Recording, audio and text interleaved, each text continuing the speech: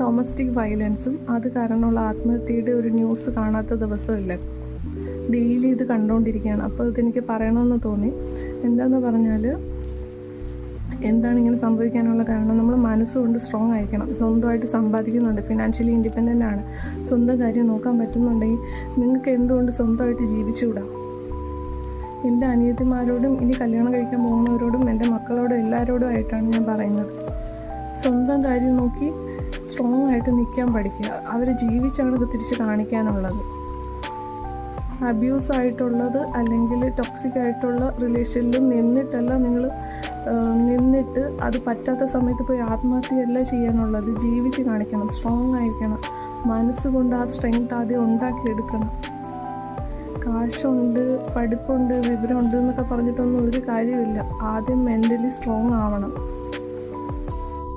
നമുക്ക് വേണ്ടി നമ്മൾ സ്റ്റാൻഡ് എടുത്താലേ പറ്റുള്ളൂ. വേറെ ആരും എടുക്കുമെന്ന് പറഞ്ഞ് വെയിറ്റ് ചെയ്ത് അത് വെറും വേസ്റ്റാണ്. നമുക്ക് വേണ്ടി നമ്മൾ സ്വന്തമായിട്ട് സ്റ്റാൻഡ് എടുത്താലേ പറ്റും. സ്ട്രോങ് ആയി ബോൾഡായി തന്നെ ഇരിക്കണം.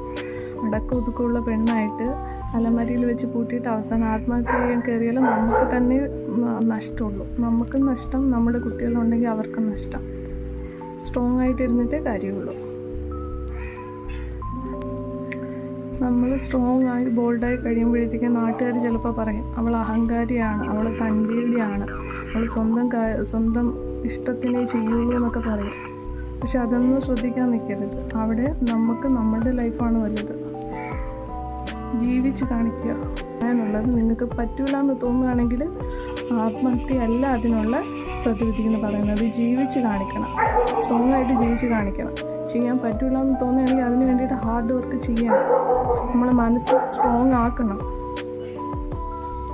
ഞാനിത് പറയുന്നതിൻ്റെ കാര്യം, ഇത് കേട്ടിട്ട് ഒരാൾക്കെങ്കിലും ഒന്ന് മാറി ചിന്തിക്കണമെന്ന് തോന്നിയാൽ അത് തന്നെയാണ് എനിക്ക് വലിയ കാര്യം. അപ്പോൾ അത്രയേ ഉള്ളൂ.